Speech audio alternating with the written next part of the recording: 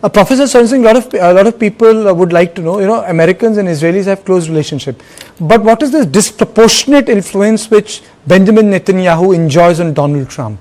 I mean, so this is a disproportionate influence he has on White House. That's true.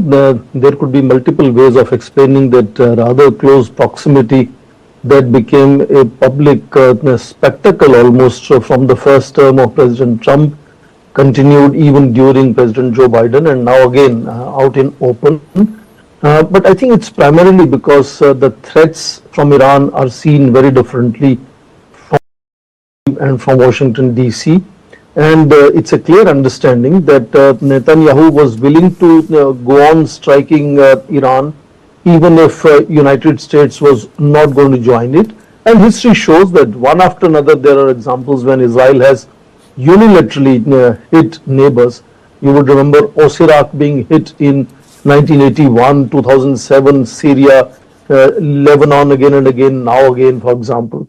So, Trump had a clear understanding, and they have said it publicly, that if they were not joining Netanyahu's strikes of Iran, Netanyahu would have gone on his own in that sense.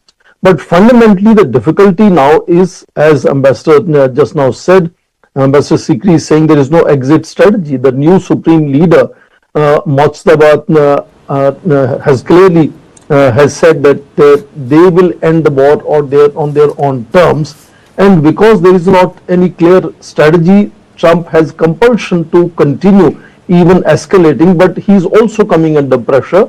For example, the recent resignation that we saw of Joe Kent, Director of National Counterterrorism Center, openly criticizing Trump's strategy and getting into this war. And that sentiment is writ large across United States power elite, among his countries in Middle East, in Europe and so on. And therefore, I think this intentional ambiguity of distancing, from the strikes by Israel in that sense, could be to, say that, he is not pushing ahead for escalation, and that would assuage some sentiments in the region of Middle East region of his Arab allies in that sense. But at the same time, it is not expected that, United States did not know of it. So therefore, there are structural factors that are putting constraints on him. There are domestic kind of discontent which is becoming visible.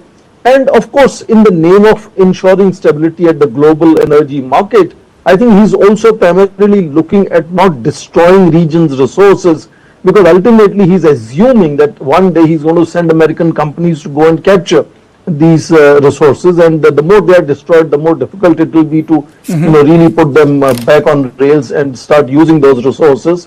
So yes, at operational level, at policy level, there is no doubt United States has enormous leverages in determining how Israel operates.